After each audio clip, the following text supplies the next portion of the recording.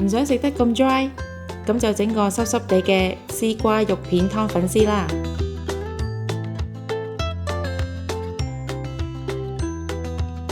豬肉片洗乾淨，加入鹽、糖、生粉，醃10分鐘。絲瓜去皮切件，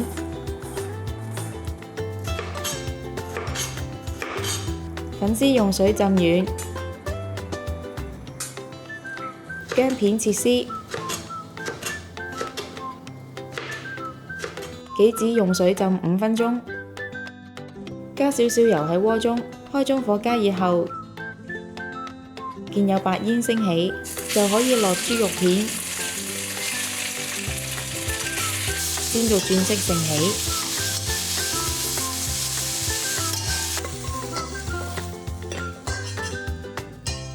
喺同一鍋中加麻油，開細火加熱，放入薑絲，略炒一陣至到微曲，就可以加入絲瓜拌炒均勻，然後加米酒同水煮滾，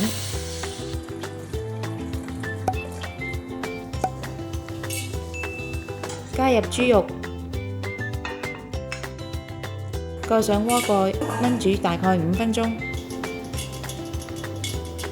再加入已經浸軟嘅粉絲同埋杞子，煮大概1分鐘，最後加入胡椒粉同鹽調味，咁就完成啦。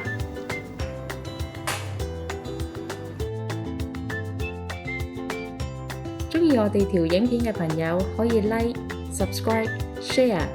同埋記得撳着個鐘仔，可以第一時間收到我哋嘅最新資訊同埋影片。